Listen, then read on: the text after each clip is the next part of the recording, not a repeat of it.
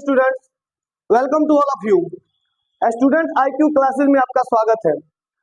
इसके पहले वाले वीडियो में हम लोगों ने केमिस्ट्री का बहुत सारे क्वेश्चंस किए थे। इसमें हम लोग नेक्स्ट टॉपिक एक क्लियर करेंगे, तत्वों का आवर्ती वर्गीकरण। तो चलिए इसको शुरू करते हैं। सबसे पहले आवर्त सारणी बनाई थी मेंडलीफ ने। आवर्त सारणी बनाई थी मेंडलीफ ने, उसके बाद मोसले ने। लेकिन अगर कहे कि सबसे पहले तत्वों का वर्गीकरण किसने किया था, डेवो राइनर ने। डेवो राइनर ने सबसे पहले वर्गीकरण किया था। उसके बाद आए थे, अष्टक सिद्धांत दिया था न्यूलैंड्स ने दिया था। तो ये चार वैज्ञानिक के ऊपर ये सारा आवर्त सारणी नाचता है। तो चलिए इसको देखते हैं हम लोग क्वेश्चन को। न्यूलैंड के अष्टक सिद्धांत की मुख्य कमी क्या है? तो इनकी मुख्य कमी है, इसमें केवल 86 तत्व थे नहीं, यह केवल हल्के तत्वों के लिए ठीक से लागू हो पाया।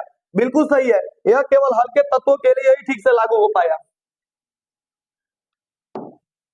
आवर्त सारणी में बाएं से दाएं जाने पर तत्वों की परमाणु त्रिज्या घटती है, बढ़ती है, पहले घटती है, बाद में बढ़ती है, परिवर्तित रहती है। तो याद रखिएगा, जब आवर्त सारणी में हम लोग बाएं से दाएं जाएंगे तो आकार घटेगा, त्रिज्या घटेगी, ये सब घटते जाएगा। और जब नीचे आएंगे तो आकार और त्रिज्या ये बढ़ते जाती है। तो याद रखिएगा, इधर जाएंगे तो आकार और त्रिज्या घटेगा, यानी बाएं से दाएं जाएंगे तो आकार त्रिज्या घटेगा, लेकिन ऊपर से नीचे आएंगे तो आकार त्रिज्या क्या होता है, तो बढ़ता है। तो आंसर क्या हो जाएगा, तो घटती है।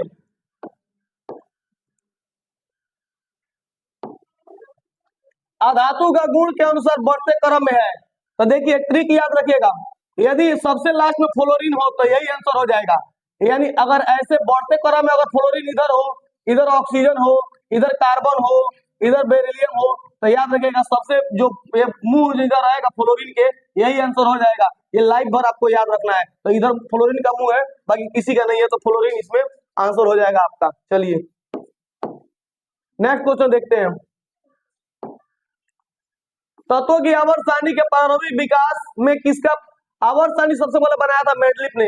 डेवराइनर ने वर्गीकरण करने का प्रयास किया था। तो भूल के भी डेवराइनर मत लगाइएगा, आवर्त सारणी कहेगा तो मेंडलीफ ही लगाइएगा लोग। न्यूलैंड में परमाणु द्रव्यमान के आधार पे 8 तत्वों को इस प्रकार व्यवस्थित किया कि 8वें तत्व का गुण पहले तत्व से मिलता है। इस सिद्धांत को हम लोग अष्टक सिद्धांत के नाम से जानते हैं। किस सिद्धांत के नाम से जानते हैं? तो अष्टक। तो देखिए इसमें हो जाएगा अष्टक सिद्धांत, इसको याद रखना है आप लोग को। सबसे पहले प्लेटिनम उत्प्रेरण की खोज की थी डेवराइनर ने। न्यूलैंड से अष्टक का सिद्धांत किया था।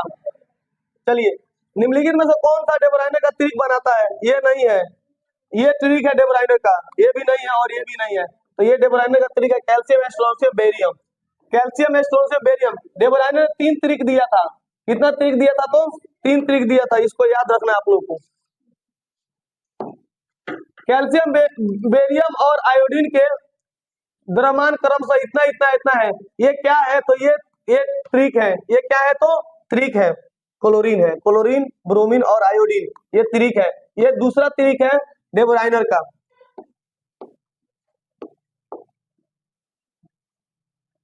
नेक्स्ट क्वेश्चन देखिएगा लोग। डेवराइनर ने समान गुण वाले तत्वों को 3 समूहों में बांटा था, इसे कहा था त्रिक। डेवराइनर ने त्रिक दिया था, याद रखना है। मेंडलीफ की आवर्त सारणी में मेंडलीफ ने अपनी आवर्त सारणी तैयार करने के लिए परमाणु द्रव्यमान को चुना था और मोसले ने परमाणु संख्या को चुना था। यानी मोसले यानी आधुनिक आवर्त सारणी, मोसले यानी आधुनिक आवर्त सारणी परमाणु संख्या पर है और मेंडलीफ की आवर्त सारणी परमाणु द्रव्यमान पर है। इस बात को आपको याद रखना है। निम्नलिखित में से कौन सा तत्व मेंडलीफ के समय में ज्ञात नहीं था? मेंडलीफ के समय में ज्ञात गैलियम नहीं था। मेंडलीफ के समय में गैलियम ज्ञात नहीं था। तत्वों के वर्गीकरण का मुख्य श्रेय किसे दिया जाता है? तत्वों के वर्गीकरण का मुख्य श्रेय दिया जाता है डेवराइनर को। तत्वों के वर्गीकरण का देखिए, तत्वों के वर्गीकरण का मुख्य स्रोत कह रहा है ना। अगर मुख्य श्रेय कहेगा तो मेंडलीफ हो जाएगा, लेकिन अगर कहेगा वर्गीकरण का मुख्य छोड़ दे तो डेवराइनर आंसर होगा। यह मुख्य शब्द अगर हटा दे तो डेवराइनर होगा, अब मुख्य जोड़ दे तो मेंडलीफ हो जाएगा।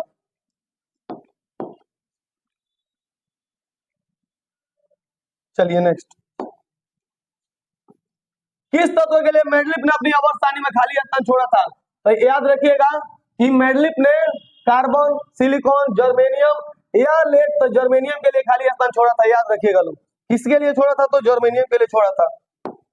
नेक्स्ट क्वेश्चन, क्लोरीन के दो समस्थानी, तो याद रखिएगा 17Cl35 और 17Cl37। कहीं पे दिया है 17Cl35 37, तो कहिएगा सर डी नंबर में दिया है 17Cl35 और 17Cl37। इसको आपको याद रखना है। निम्नलिखित में से कौन सा समूह मेंडलीफ के समय में ज्ञात नहीं था? मेंडलीफ के समय में नोबेल गैसों की खोज नहीं हुई थी। नोबेल गैसों की खोज नहीं हुई थी, याद रखिएगा। मेंडलीफ के समय में उत्कृष्ट गैसों की खोज नहीं थी। उत्कृष्ट गैसें कौन है? हीना, नीना और करीना और करे हेक्सरे, यानी टोटल 6 नोबेल गैसें हैं। हीलियम, नियोन, आर्गन, ये सब नोबेल गैसें कहलाती हैं। ये टोटल 6 हैं, याद रखिएगा।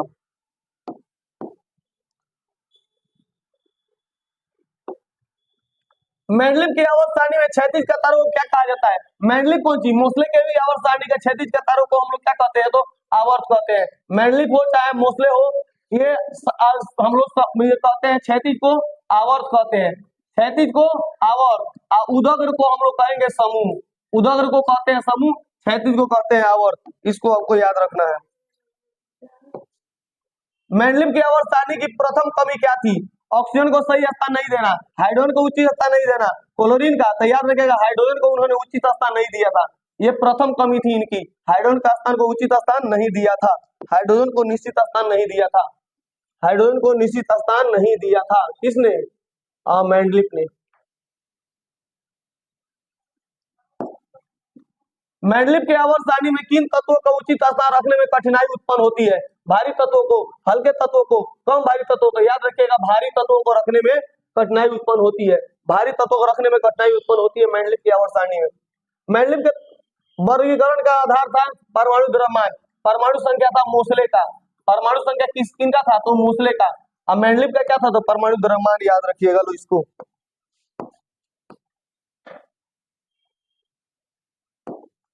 मेंडलीफ की आवर्त सारणी, मेंडलीफ की आवर्त सारणी के ऊपरी भाग में तत्वों के ऑक्साइड और हाइड्राइड दर्शाया गया था। इसमें तत्व के लिए अंग्रेजी में एक खास अक्षर उपयोग किया गया था, आर, ई, सी या डी। तो आंसर रखिएगा कि आर। दो चीज लिया गया था, एक आर लिया गया था, एक ओ लिया गया था। तो इसमें ओ नहीं दिया है तो आर दिया है, तो आर आंसर हो जाएगा। अगर ओ भी दिया रहता तो ए और बी दोनों आंसर होता। इस बात को आपको याद रखना है। उन्होंने आर और ओ लिया था, तो वो नहीं दिया गया है इसमें। नेक्स्ट, किसी आवर्त में बाईं से दाईं ओर जाने पर कोषों की संख्या बढ़ती है, घटती है, स्थिर रहती है या कुछ? तो आंसर रखिएगा स्थिर रहती है। बाईं से दाईं ओर जाइएगा तो कोषों की संख्या स्थिर रहती है, लेकिन ऊपर से नीचे जाएगा तो कोषों की संख्या बढ़ती है। ऊपर से नीचे जाएगा तो कोषों की संख्या बढ़ती है, लेकिन एक आवर्त में एक ही कोष होते चले जाते हैं। इसको आप लोगों को याद रखना है। नेक्स्ट, आवर्त सारणी में धातुएं किस ओर स्थित है? आवर्त सारणी में धातुएं जो है ना बाईं ओर स्थित है। आवर्त सारणी में धातुएं बाईं ओर स्थित है, इसको आपको याद रखना है। आवर्त सारणी में किस ओर अधातुएं हैं? तो अधातुएं आपकी अधातुएं किस ओर है? तो दाईं ओर है। अधातुएं आपकी दाईं ओर है। दूसरे आवर्त में कितने तत्व हैं? तो याद रखिएगा 2, 8, 8, 18, 18, 32। तो पहला आवर्त, दूसरा आवर्त, तीसरा आवर्त, चौथा, पांचवा, छठा और सातवां अपूर्ण होता है। तो दूसरे आवर्त में 8 हो जाएगा। दूसरे आवर्त में कितना हो जाएगा? 8 हो जाएगा। दूसरे आवर्त में कितने तत्व हैं? तो देखिए एक तरीका बताता हूं। 2, 8, 8, 18, 2, 8, 8, 18, 32। इसको ऐसे नहीं, 2, 8, 8, 18, 18, 32 और 1, 2, 3, 4, 5, 6 और सातवां अपूर्ण है। सातवां क्या है? अपूर्ण है। याद रखिएगा। कह रहा है कि दूसरे आवर्त में, आवर्त ये सब आवर्त, पहले आवर्त में 2 रहता है, दूसरे आवर्त में 8। तो दूसरे आवर्त में कितना हो जाएगा? 8। तीसरे आवर्त में भी 8, चौथे आवर्त में 18 रहता है, पांचवें आवर्त में 18 रहता है, छठे में 32 रहता है, सातवां अपूर्ण होता है। सातवां आवर्त क्या होता है? तो अपूर्ण होता है। इसको आपको याद रखना है। ये चीजों को आप लोग उतार लीजिएगा। 2, 8, 8, 18, 18, 32। पहले आवर्त में 2, दूसरे में 8, तीसरे में 8, चौथे में 18, पांचवें में 18, छठे में 32। ये सब चीजें आपको याद होनी चाहिए। आवर्त सारणी में बाईं से दाईं ओर जाने पर कौन कौन कथन सही है? तो बाएं से आप दाएं जाइए, यानी इधर से उधर जाइए। धात्विक प्रकृति की कमी हो जाती है, सही है। धात्विक प्रकृति की कमी हो जाती है, ये सही है। संयोजकता इलेक्ट्रॉन, तो यही हो जाता है, धातुओं की प्रकृति में कमी होती जाती है, यानी धात्विक प्रकृति में कमी हो जाती होती है। संयोजकता इलेक्ट्रॉन, परमाणु आसानी से इलेक्ट्रॉन त्याग करते हैं, धात्विक प्रकृति में कमी हो जाती है। चलिए हटाइए उसको। आवर्त सारणी के 18वें समूह में स्थित तत्व को कहा जाता है। तो 18वें में जो उपस्थित है उनको हम लोग कहते हैं निष्क्रिय तत्व। क्या कहते हैं? तो निष्क्रिय तत्व उसको हम लोग कहते हैं। आवर्त सारणी के शून्य समूह कौन कौन, शून्य समूह के तत्व कौन कौन से हैं? तो हीलियम। हीलियम क्या है? शून्य। हीना, नीना और करीना, आओ करे एक्स। हीना, नीना ये सभी क्या होते हैं आपके, यानी जितने भी अक्रिय गैसें होती है वह शून्य समूह की होती है, तो याद रखिएगा उसको।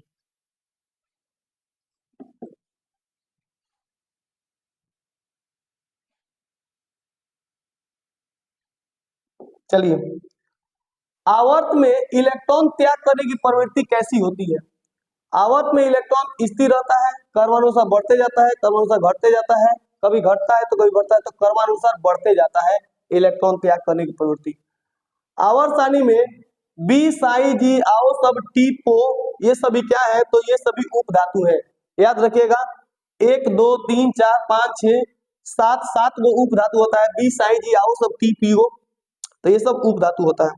अभी तक ज्ञात तत्वों की संख्या कितनी है? तो लगभग 118 है। अभी तक ज्ञात तत्वों कितना है? तो 118 है। धात्विक अभिलक्षणिक समूह में नीचे जाने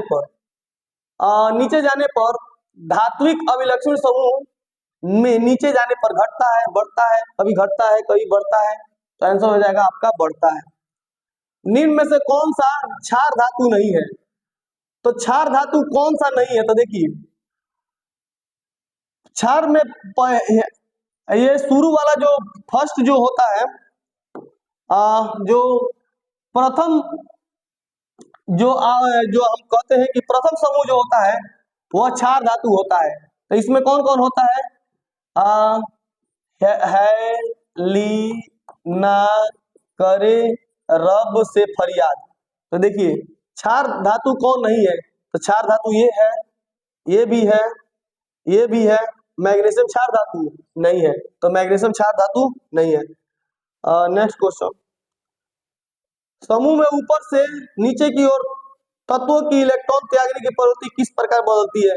बढ़ती है, बदलती जाती है, समान रहती है, कोई क्रम नहीं है। तो बताया है कि ऊपर से नीचे आइएगा तो क्या होगा? बढ़ेगा। ऊपर से नीचे आइएगा तो क्या होगा? तो बढ़ेगा। तो इसको आपको माइंड में हमेशा याद रखना है। नियोन की परमाणु संख्या 10 है, इसका आवर्त क्या होगा? तो 18वां होगा। इसका आवर्त क्या होगा? तो 18वां। नियोन की समूह 18वां होगा, समूह 18वां होगा, लेकिन क्या होगा? ये आवर्त दूसरा होगा। समूह 18वां, आवर्त दूसरा होगा, याद रखिएगा। समूह कहेगा तो नियोन का समूह 18वां होगा, लेकिन आवर्त क्या होगा? तो दूसरा होगा। इसको आपको माइंड में फिट रखना है। हीलियम परमाणु के बाहरी कक्षा में कितने इलेक्ट्रॉन रहते हैं? हीलियम परमाणु के बाहरी कक्षा में हाइड्रोजन, हीलियम, तो बाहरी कक्षा में कितने इलेक्ट्रॉन रहते हैं? तो हीलियम में 2 ही इलेक्ट्रॉन रहता है, इसको याद रखना है। किसी तत्व की परमाणु संख्या 12 है तो उसकी संयोजकता कितनी होगी? तो 2 होगी। 12 है तो उसकी संयोजकता कितनी होगी? 2 होगी। 2 8 10, 10 2 12, तो संयोजकता 2 होती है इसकी, इसको याद रखना है। नेक्स्ट क्वेश्चन, आवर्त सारणी के समूह में ऊपर से नीचे जाने पर संयोजकता इलेक्ट्रॉनों की संख्या ऊपर से जब नीचे जाएगा तो क्या होता है? बढ़ता है। ऊपर से नीचे जाने पर बढ़ता है, ठीक है। नेक्स्ट क्वेश्चन,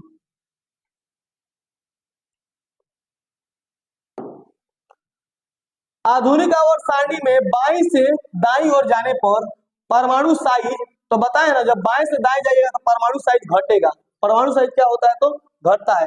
जब इधर जाइएगा ना, बाएं से दाएं, तो घटेगा, ऊपर से नीचे आएगा तो बढ़ेगा। बस ये चार्ट याद रखना, इधर बढ़ता है, इधर घटता है।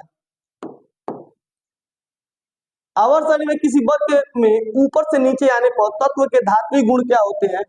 तत्व के धात्विक गुण क्या होते हैं तो घटते हैं, तत्व के धात्विक गुण क्या होते हैं तो घटते हैं, बढ़ते हैं, धात्विक गुण क्या होते हैं तो बढ़ते हैं। चलिए इसको ध्यान दीजिए। अगला क्वेश्चन,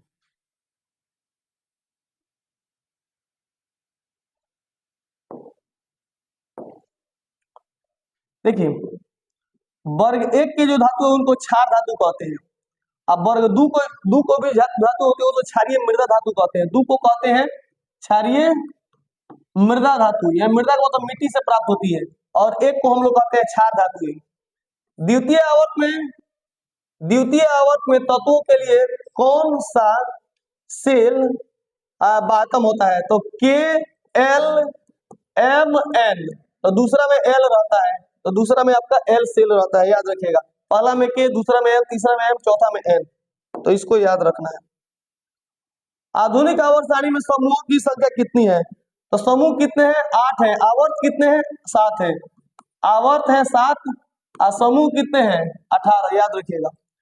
ऑक्सीजन की संयोजकता कितनी होती है तो 2 होती है, -2 होती है, ठीक है ना। आधुनिक आवर्त सारणी में वर्ग 11 के तत्वों को क्या कहते हैं हैलोजन, तो हम लोग कहते हैं 17 के तत्वों को, 17 को हैलोजन कहते हैं, और 11 को हम लोग कहते हैं क्या मुद्रा धातु है, 11 को क्या कहते हैं मुद्रा धातु है, इससे सिक्का बनाया जाता है ना, सिक्का धातु भी कहते हैं, इसे हम लोग सिक्का धातु भी कहते हैं 11 को, सिक्का धातु। 11 को हम लोग सिक्का धातु में तत्वों की संख्या कितनी होती है तो देखिए हम लोग जानते हैं 2 8 8 18 18 32, तो 1 2 3 4, तो चौथा में कितना रहेगा तो 18, तो चौथा आवर्त में कितना तत्व रहेगा तो 18। आधुनिक आवर्त सारणी में षष्टम आवर्त में तत्वों की संख्या कितनी होती है तो छठा में कितना होगा 1 2 3 4 5 6, तो छठा में कितना होगा 32, तो छठा में कितना होगा तो 32, याद रखना है। अरे ये याद रखो 2 8 8 18 18 32, ये होता है अधूरा, ये अधूरा होता है, सातवां अधूरा होता है 1 2 3 4 5 6 7, तो कह रहा है किसमें षष्टम में, तो षष्टम क्या है षष्टम में 32 हो जाएगा, इसको आपको याद रखना है। आधुनिक आवर्त सारणी को कितने ब्लॉक में बांटा गया है तो 4 ब्लॉक में बांटा गया है। आधुनिक आवर्त सारणी में 2 क्षैतिज कतारें हैं, 2 क्षैतिज कतारें किसमें है आधुनिक आवर्त सारणी में नीचे 2 क्षैतिज कतारें हैं, इन्हें कहते हैं एफ ब्लॉक के तत्व, क्या कहते हैं तो एफ ब्लॉक के तत्व कहते हैं। आवर्त सारणी में बाईं से दाईं ओर जाने पर, तो बाईं से दाईं ओर जाइएगा तो संयोजकता क्या होगी बढ़ती है घटती है या स्थिर रहती है, इनमें से कोई नहीं, तो आंसर हो जाएगा बढ़ती है, आंसर क्या हो जाएगा तो बढ़ती है, इसका राइट आंसर हो जाएगा। नेक्स्ट देखिएगा 1 पिकोमीटर बराबर 10 के पावर -12 होता है, इसको याद रखिएगा 1 पिकोमीटर बराबर 10 के पावर -12 होता है। अक्रिय तत्व क्या होते हैं अक्रिय तत्व इनमें से कौन है तो हीलियम है, अक्रिय तत्व हीलियम है। वर्ग 2 के तत्वों को क्या कहा जाता है तो वर्ग 2 के तत्वों को हम लोग कहते हैं क्षारीय मृदा धातु, एक को तत्व को कहते हैं क्षारीय धातु, एक को कहते हैं क्षारीय धातु और 2 को कहते हैं क्षारीय मृदा धातु। वर्ग 17 के तत्वों को हम लोग हैलोजन कहते हैं, वर्ग 17 के तत्वों को क्या कहते हैं हम लोग हैलोजन कहते हैं, इसको आपको याद रखना है।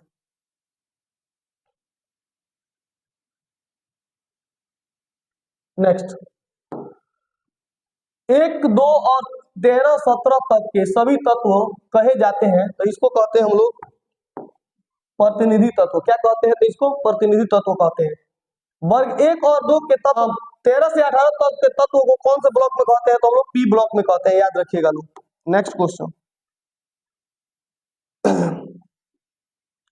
किसी समूह में स्थित सभी तत्वों की संयोजकता, किसी समूह में स्थित सभी तत्वों की संयोजकता समान होती है, किसी समूह में तो स्थित सभी तत्वों की संयोजकता क्या होती है समान होती है, इस बात को आपको याद रखना है। 3 से 12 तक को हम लोग कहते हैं संक्रमण तत्व, इसमें सभी धातुएं रहती है, इसमें क्या रहती है सभी धातुएं रहती है, तो 3 से 12 संक्रमण तत्व कहते हैं, इसको आपको याद रखना है। आधुनिक आवर्त सारणी के समूह में ऊपर से नीचे जाने पर, देखना ध्यान से, आधुनिक आवर्त सारणी में ऊपर से नीचे जाने पर कोषों की संख्या, तो कोषों की संख्या स्थिर रहती है कि घटती है कि बढ़ती है, इनमें से सभी, तो आंसर हो जाएगा बढ़ती है, कोषों की संख्या क्या होती है तो बढ़ती है। नेक्स्ट देखिएगा क्वेश्चन क्लोरीन के परमाणु की 72 कक्षा में इलेक्ट्रॉनों की संख्या कितनी होती है तो क्लोरीन का होता है 7 हो जाएगा तो 2 8 10 7 17। क्लोरीन चूंकि 17 Cl होता है, 17 Cl होता है, तो 2 8 10 17 बातों का कितने इलेक्ट्रॉन आ रहा है? 7 इलेक्ट्रॉन आ रहा है। आधुनिक आवर्त नियम के अनुसार तत्वों के गुणधर्म किसके आवर्त फलन होते हैं? तो परमाणु संख्या के आवर्त फलन होते हैं। क्वेश्चन देख के ही आपका एकदम आंसर फटाक से निकलना चाहिए, जिस तरह मेरा आंसर निकल रहा है। आधुनिक आवर्त सारणी में जो क्षैतिज कतारें हैं उनको हम लोग क्या कहते हैं? आवर्त कहते हैं। निम्नलिखित में से कौन सबसे कम अभिक्रियाशील है? तो आप पढ़े हैं कि काना का मांगे एल्युमिनियम जिंक लोहा। तो देखिए, तो ये लोहा सबसे नीचे आ रहा है, तो सबसे नीचे है लोहा, आंसर हो जाएगा लोहा। सबसे नीचे क्या हो जाएगा? तो लोहा हो जाएगा। सोडियम की परमाणु संख्या कितनी है? तो सोडियम परमाणु संख्या 11 होती है। आवर्त सारणी में प्रथम वर्ग के सदस्य को क्या कहते हैं? प्रथम वर्ग के सदस्य को हम लोग कहते हैं क्षार धातुएं, और दूसरे को कहते हैं क्षारीय मृदा धातुएं। प्रथम वर्ग के तत्व को क्या कहते हैं? क्षारीय धातुएं, और दूसरा क्या कहते हैं? क्षारीय मृदा धातुएं। सबसे भारी तत्व हो जाएगा यूरेनियम। सबसे भारी तत्व कौन हो जाएगा? तो यूरेनियम। इसको आपको याद रखना है। चलिए नेक्स्ट देखिए, नेक्स्ट क्वेश्चन फटाफट करते चलते हैं हम लोग। पोटेशियम की परमाणु संख्या 19 होती है, गंधक की 16 होती है। गंधक की परमाणु संख्या 16। परमाणु त्रिज्या आवर्त में 22 से दाईं ओर जाने पर घटती है। पता है ना, इधर जाइएगा तो घटेगा और नीचे जाइएगा तो बढ़ेगा। त्रिज्या, त्रिज्या आकार, इधर जाइएगा तो घटेगा, इधर जाइएगा तो बढ़ेगा, नीचे जाइएगा तो बढ़ेगा, उधर जाइएगा तो घटेगा। आंसर हो जाएगा घटती है।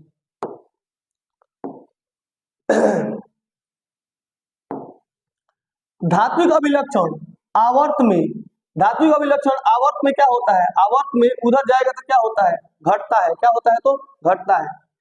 हीलियम, नियोन, आर्गन ये सभी क्या है? तो निष्क्रिय गैसें हैं। सभी क्या है? निष्क्रिय गैस। इनके संयोजकता कितनी होती है? 0 होती है। संयोजकता कितनी होती है? तो 0 होती है। इनकी संयोजकता 0 होती है।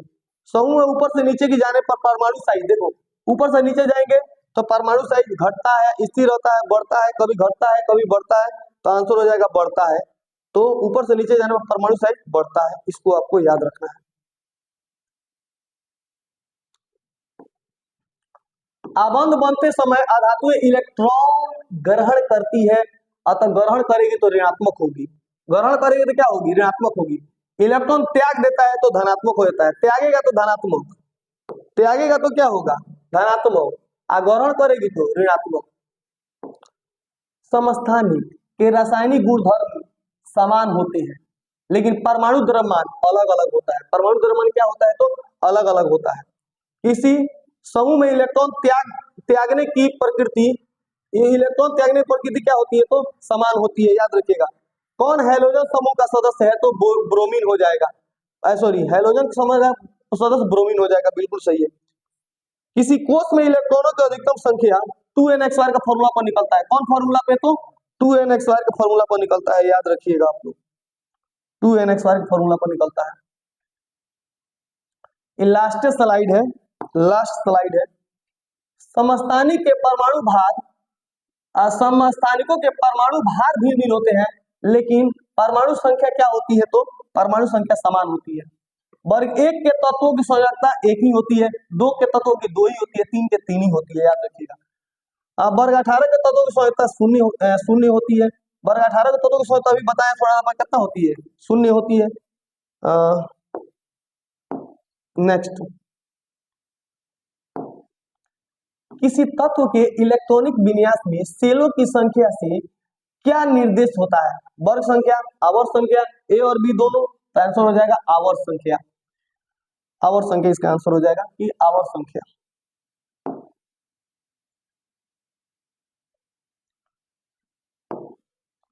अगर तत्व के बाहतम सेल में 1 या 2 इलेक्ट्रॉन हो तो उनकी वर्ग संख्या क्या होगी? तो उनकी वर्ग संख्या क्या होगी? तो उनकी वर्ग संख्या हो जाएगी, अगर यदि 1 है तो 1 और 2 है तो 2, तो 1 और 2 हो जाएगा। तत्वों के इलेक्ट्रॉनिक विन्यास के आधार पर उनकी निम्नलिखित में से कौन सी संख्या ज्ञात की जाती है? तो आवर्त संख्या। उनकी आवर्त संख्या, वर्ग संख्या, ये दोनों ज्ञात कर सकते हैं हम लोग। आवर्त और वर्ग दोनों ज्ञात कर सकते हैं। समूह में ऊपर से नीचे जाने पर धात्विक प्रकृति घटती है, बढ़ती है? कि समान रहती है, तो आंसर हो जाएगा आपका बढ़ती है, आंसर हो जाएगा बढ़ती है। जर्मेनियम आर्सेनिक तत्व क्या होते हैं? तो ये उपधातु होते हैं। ये क्या है? तो उपधातु है। जर्मेनियम और आर्सेनिक क्या होते हैं? उपधातु होते हैं। एम कोष में तो देखिए KLM, तो 2 8 18, तो एम में कितना हो जाएगा? तो 18 हो जाएगा। एम में कितना हो जाएगा? तो 18 हो जाएगा। इसको याद रखिएगा।